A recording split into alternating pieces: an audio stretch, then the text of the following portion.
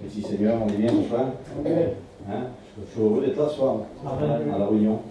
Quel bon endroit, Seigneur. Hein? Vous savez, une réunion pour moi, c'est la plus belle des choses. Hein? Je préfère une réunion que passer mille moments ailleurs. Vous avez compris que dans une réunion, je suis bien. Et puis moi, quand j'écoute les chants de cantiques, ça réjouit mon cœur. Vous avez vu les chants de cantiques ce soir? Hein? Quand je crie, tu es là, Seigneur. Quelle espérance qu'on a en Jésus. Amen. Pour celui qui n'appartient pas à Dieu ce soir, je voudrais te dire qu'il y a de l'espérance en lui. Amen. Vous savez, dans un monde de misère, dans un monde de peur, de détresse, dans un monde d'angoisse, lui, il est là. Amen. Il est là pour nous soutenir, pour te tendre la main dans tes plus grandes épreuves, peut-être, ce soir. Il est là pour te tendre la main. Et voilà toute l'importance de cette réunion ce soir.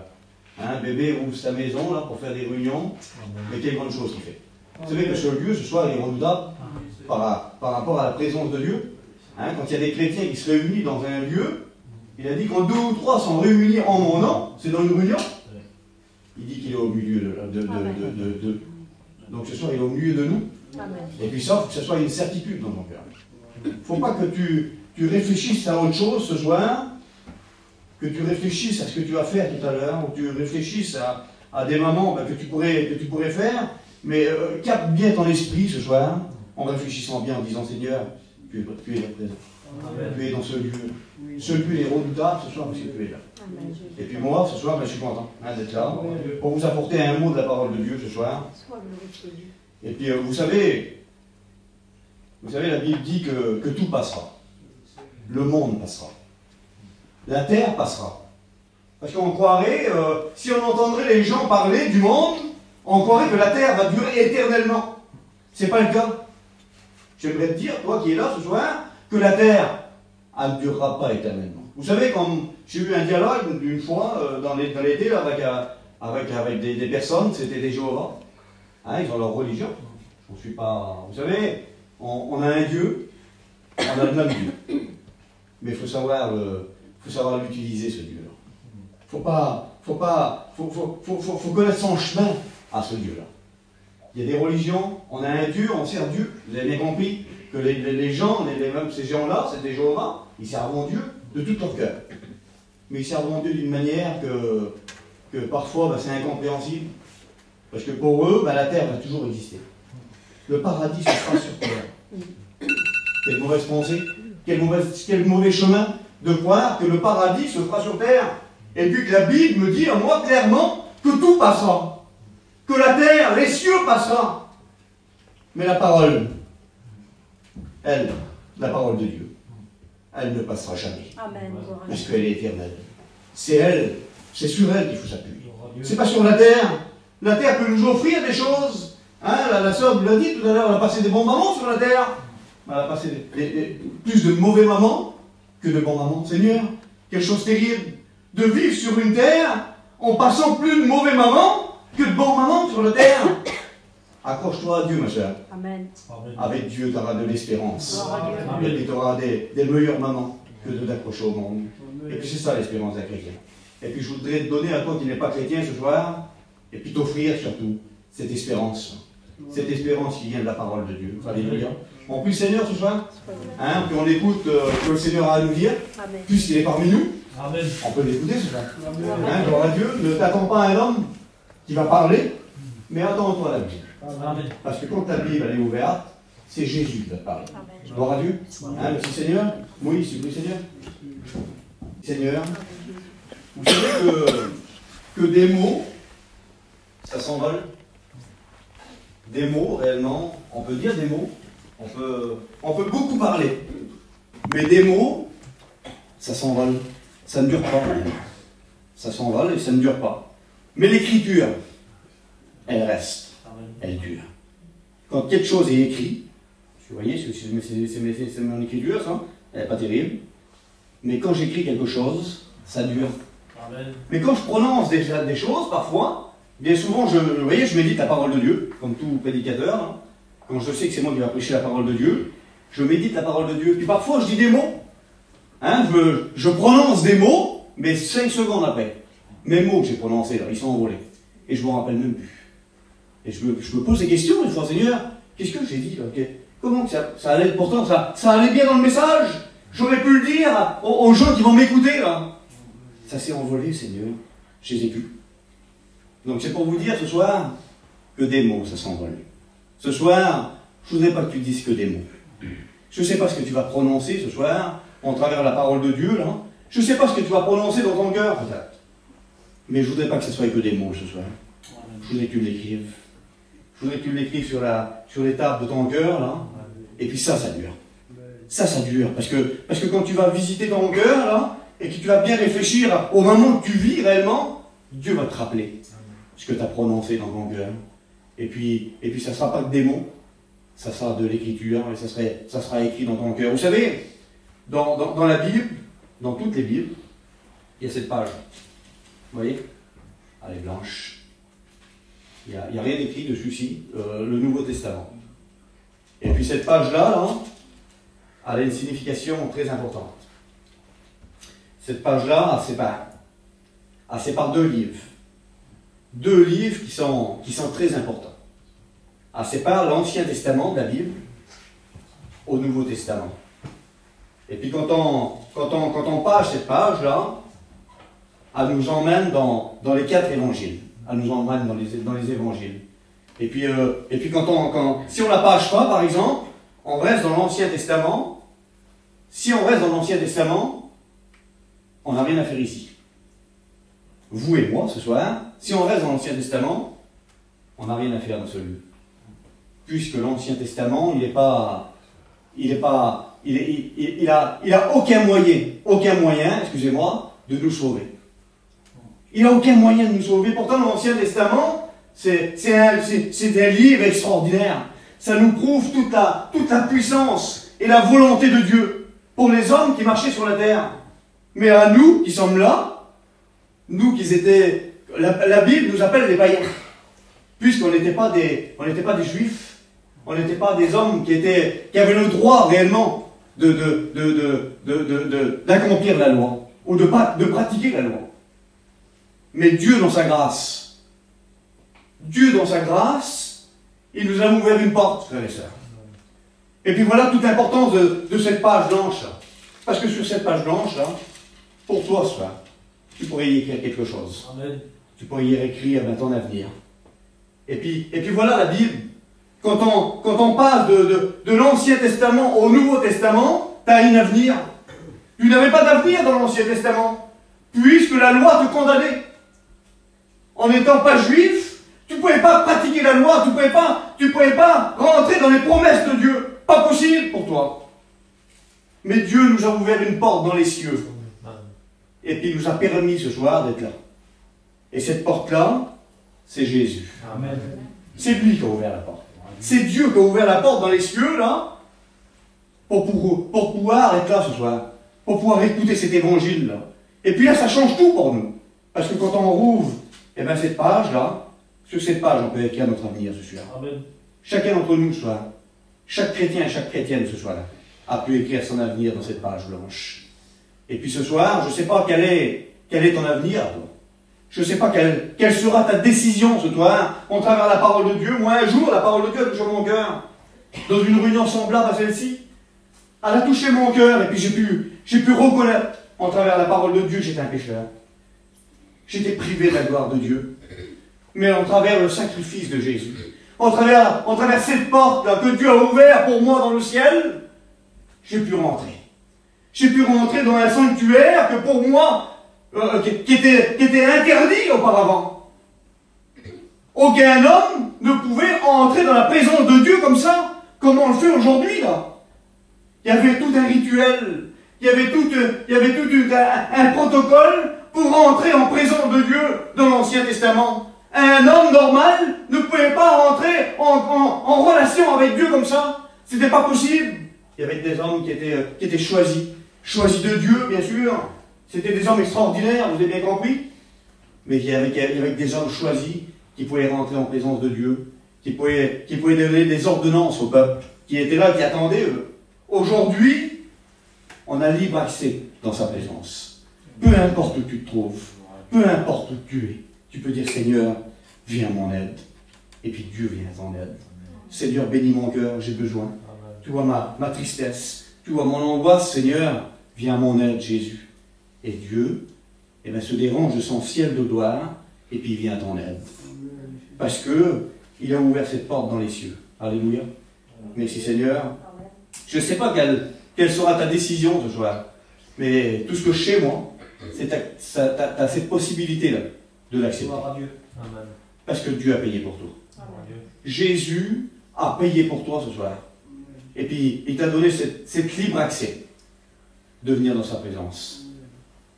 La loi nous condamnait, mais la Bible nous dit qu'il a éliminé ceux qui nous condamnaient, ceux qui étaient contre nous, qui nous pointaient du doigt peut-être.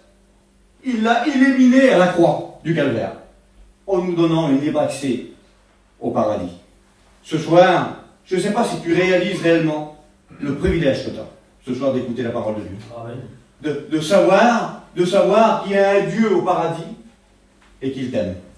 Seigneur, quelle grande chose.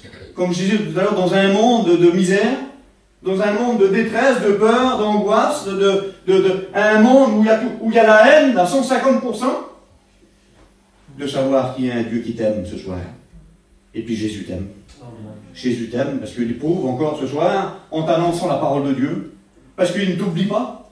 Il ne t'a pas laissé de côté, le Seigneur, ce soir. Il ne fait pas une exception de personne ce soir. Tu es là, tu attends d'écouter la parole de Dieu, et puis il te dit au travers de sa parole qu'il t'aime, qu'il veut que tu viennes à lui, il veut que tu lui donnes ton cœur ce soir, parce que tu passes par des problèmes, des soucis de la vie, peut-être des problèmes que tu ne comprends pas peut-être ce soir. Pourquoi que ça t'arrive? Pourquoi tu vis dans une situation comme ça sur la terre? Tu n'as marre peut-être de la terre. Tu n'as marre des choses qui se répètent tous les jours peut-être ce soir.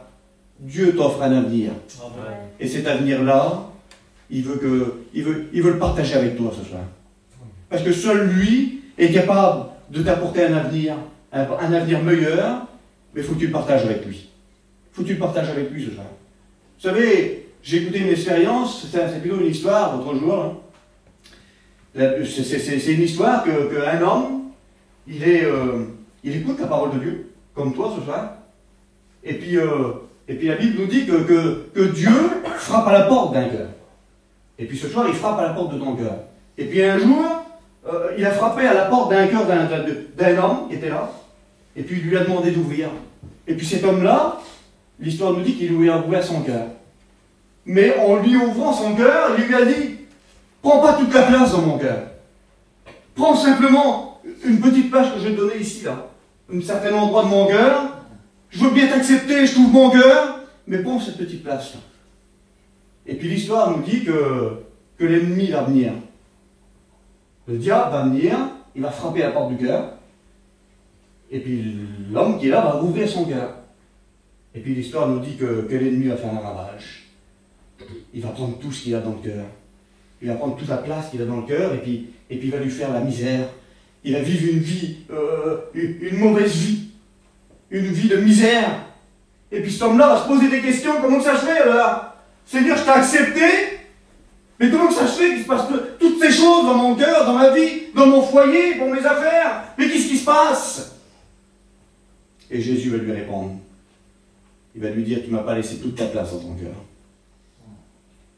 C'est ce soir, Jésus ne veut pas une moitié de ton cœur.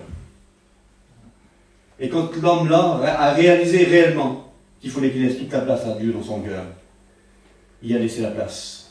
Si c'est comme ça, je laisse toute la place dans mon cœur. Et puis l'histoire nous dit quand l'ennemi est venu frapper devant la porte du cœur de cet homme-là, c'est plus l'homme qui a ouvert la porte. C'est Jésus qui a venu ouvrir sa porte. Et puis quand Jésus ouvre la porte, même que l'ennemi est là, et puis qui voudrait peut-être entrer pour nous donner des choses qui n'est pas à la gloire de Dieu, Dieu le chasse.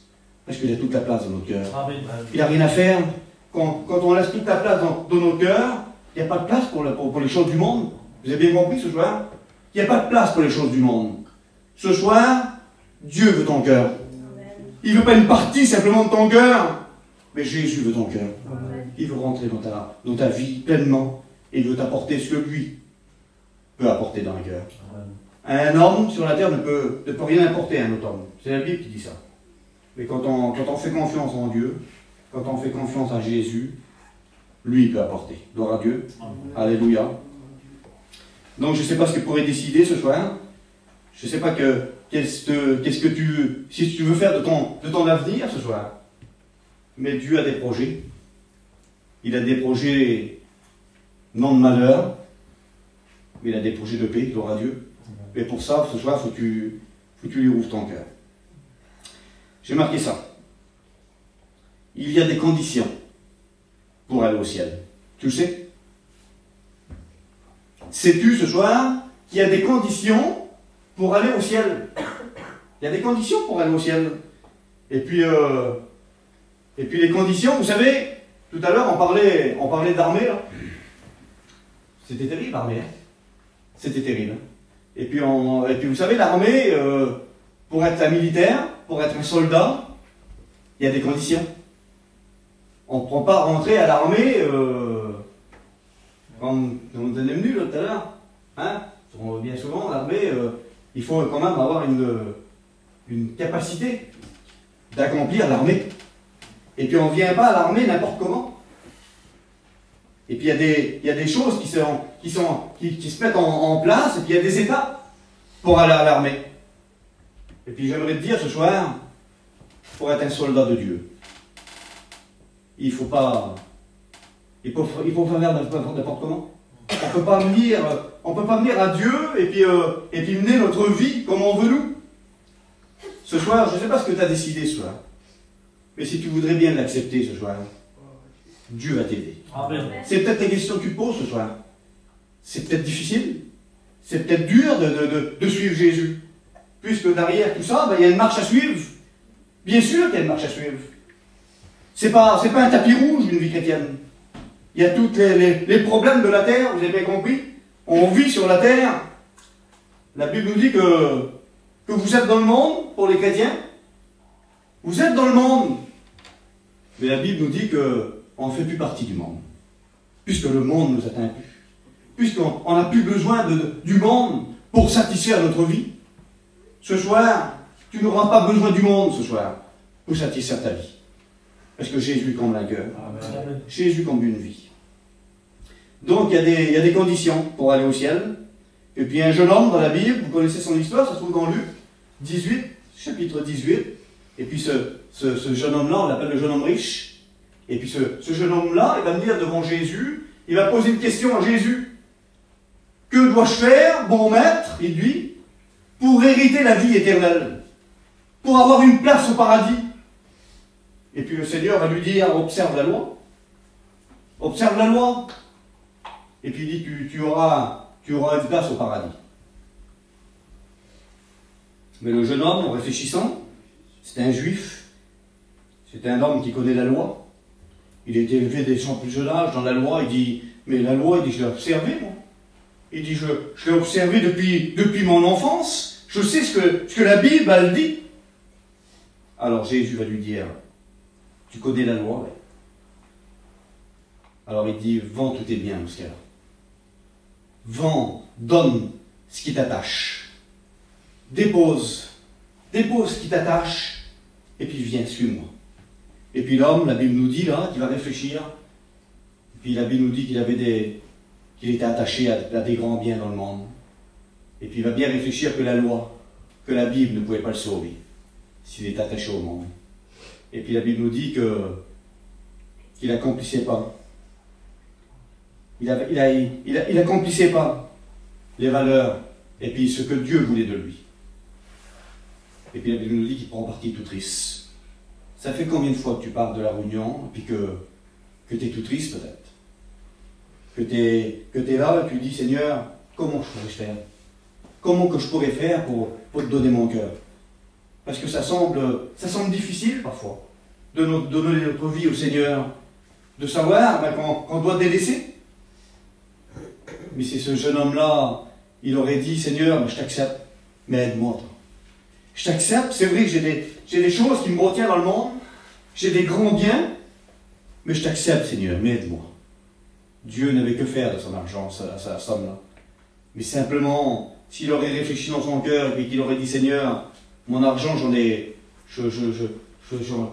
pas besoin réellement pour te suivre. Malgré qu'il faut de l'argent pour vivre sur la terre. Mais Dieu ne lui demandait pas ça. Il lui demandait de venir avec lui. Viens, fais un bout de chemin avec moi. Ce soir, Dieu t'appelle à faire un bout de chemin avec lui. Peu importe ce qui te tient dans le monde, peu importe même ce que le monde te retient d'une manière, je ne sais pas, de la manière qui te retient dans le monde, mais fais un bout de chemin avec lui. Tu verras la simplicité d'appartenir à Jésus. Et puis c'est ça ce soir. C'est toute la simplicité de la Bible. De venir et puis de dire, Seigneur, aide-moi dans ma faiblesse, aide-moi dans mes incompréhensions. Parfois on ne comprend pas toujours la parole de Dieu. Ben, Dieu t'aide à la comprendre ce soir. Le Saint-Esprit, il est là, il est présent ce soir, et puis il va t'aider à la comprendre, la parole de Dieu. Il va t'aider à faire un petit bout de chemin avec lui. C'est pas grand-chose, Seigneur, parfois, de faire un petit bout de chemin avec lui. Tu verras le changement. Tu verras le bonheur qu'il peut t'apporter. Vous savez, dans la Bible, il y a une histoire, il y a un texte qui dit ça dans la Bible. Il y a un texte qui dit ça. Il dit quiconque. Et puis c'est un texte qui veut dire ce qu'il veut dire. Il dit quiconque met la main à la charrue et regarde en arrière, il dit qu'il n'est pas propre. Il n'est pas propre pour le royaume de Dieu. Et puis vous savez, quand on met une charrue, c'était un truc pour rabourer la terre. Et puis quand il y avait ces deux bêtes devant là qui rabouraient la terre, c'était pas possible de revenir en arrière. Parce que quand la charrue était partie, on ne pouvait pas revenir en arrière. Et puis la Bible nous parle par rapport à ça. Celui qui met la main à la charrue. Parce que normalement, quand on met la main à la charrue, on ne regarde pas en arrière. C'est tout droit devant. Ce soir, peut-être que tu as déjà fait une expérience avec Jésus. Je ne sais pas pourquoi je dis ça ce soir. Mais peut-être que tu as déjà fait une expérience avec Jésus. Que tu as peut-être pris une décision dans ton cœur d'accepter Jésus. Mais tu regardes en arrière. Tu regardes ce qui te tient. Tu regardes toujours ce que le monde, il est là, il est toujours présent, le monde. Et puis tu te demandes comment faire pour faire un petit bout de chemin avec Jésus. Ce soir, je te le dis devant Dieu ce soir, si tu mets la main à la charrue, si tu mets la main dans la main de Jésus ce soir, ne regarde pas en arrière, mais guette à Jésus ce soir. Il va t'aider, lui. Il va t'aider à faire ce bout de chemin. Vous savez, il y a une histoire dans la Bible, ça se trouve dans Jean chapitre 4, au verset 4. Et puis cette histoire, on nous parle d'une femme.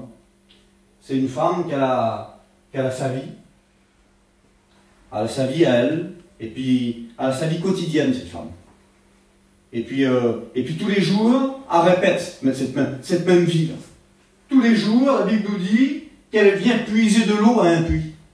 Mais tous les jours, à une certaine heure, elle vient puiser de l'eau à un puits, cette femme. Et tous les jours, elle répète sa vie. Comme toi, peut-être ce soir. Tous les jours, tu répètes ta vie. Et puis cette femme-là, la Bible nous dit, quand elle va un jour à ce puits là, pour puiser de l'eau, ce jour-là, tout va changer pour elle. Comme ce soir, tout peut changer pour toi. Ce jour-là, tout va changer pour elle. Parce qu'à ce puits-là, il y a Jésus. Il y a Jésus à ce puits-là. Parce qu'il s'est dérangé d'un endroit, et puis il a fallu qu'il passe par cet endroit où il y avait cette femme. Mais Jésus connaît tout. Il sait tout, il connaît tout, Jésus. Et la Bible nous dit que cette femme vient puiser de l'eau au puits, mais Jésus est présent. Et puis la Bible nous dit que Jésus va avoir un dialogue avec cette femme. Mais la femme, tout étonnée, cette femme-là. Parce que la Bible nous dit que cette femme-là, elle n'a pas de dialogue avec les Juifs. Elle ne veut pas avoir ce dialogue avec Jésus à ce moment-là. Pourtant Jésus, il est là, il est présent. Jésus va avoir un dialogue avec elle, mais elle, sa façon de vivre, sa religion de l'époque, veut qu'elle n'a pas un dialogue avec Jésus. Jusqu'à quand ce soir? Jusqu'à quand tu coupes le dialogue avec Jésus? Combien de temps tu vas couper ce dialogue avec lui, là, qui veut te parler et qui veut te proposer des choses bonnes pour ton cœur, des choses bonnes pour ta vie. Et puis cette femme-là, elle coupe Jésus. Elle dit, comment toi qui es juif, demande à moi, qui est une samaritaine, de l'eau à boire. Mais il dit, on n'a pas de relation ensemble. On n'a pas de dialogue ensemble. Mais Jésus, il dit, si tu connaisserais celui qui te demande à boire. Quelle bonté, Seigneur. Si tu connaisserais ce soir celui qui te demande de faire un bout de chemin avec lui. Amen. Et puis cette femme-là, elle va se poser des questions, mais il dit, si tu connaissais celui qui te demande à boire, tu lui aurais demandé toi-même à boire. Mais elle dit, comment? Le puits, il est profond, t'as rien pour me donner à boire, mais comment tu vas faire pour me donner à boire? Mais la Bible nous dit que Jésus va lui proposer, pas de cette eau du puits, là, cette eau périssable, qu'elle venait tous les jours se présenter pour ramener de l'eau tous les jours. Mais Jésus allait lui proposer de l'eau qui venait de la vie éternelle. Amen. Et c'est ce qu'il veut te proposer ce soir. Cette eau là, qui vient de la vie éternelle. Il dit, si tu connaisserais le don de Dieu, tu viendrais plus puiser de l'eau ici. Mais pour ça, ce soir, si tu veux plus puiser de l'eau dans le monde, il faut que tu fasses une expérience avec Jésus. Amen. Voudrais-tu ce soir, réellement dans ton cœur, repartir de ce lieu ce soir, et puis avoir fait une expérience avec Jésus en lui disant, Seigneur, donne-moi de cette eau. Et puis cette femme, quand elle a reconnu les valeurs que Jésus lui proposait, c'était pas les valeurs d'un puits là, que ses pères avaient construit pour prendre de l'eau, pour abreuver. Non, les valeurs étaient bien plus que ça. C'était cette vie éternelle. C'était ce que Jésus allait lui apporter dans sa vie. Il va tout changer à ce moment-là, Jésus, dans son cœur. Il va changer sa façon de vivre. Il va changer sa façon de voir, son comportement. Ce dialogue qui était coupé, là, Dieu va lui redonner un dialogue. Il va lui donner cette possibilité-là de parler à Jésus. Et puis c'est ce qu'elle va faire. Elle va accepter Jésus. Donne-moi à boire, Seigneur. Donne-moi de cette eau que tu me proposes. Voudrais-tu ce soir, t'abreuver, cette eau vive là, que Jésus te propose ce soir? Amen. Il est capable de le faire pour toi. Il l'a fait pour cette femme, là, dans la Bible. Il peut le faire pour toi ce soir. Gloire à Dieu. Merci Seigneur. On prie Seigneur, si vous voulez bien. Sur ces quelques mots. On prie Seigneur.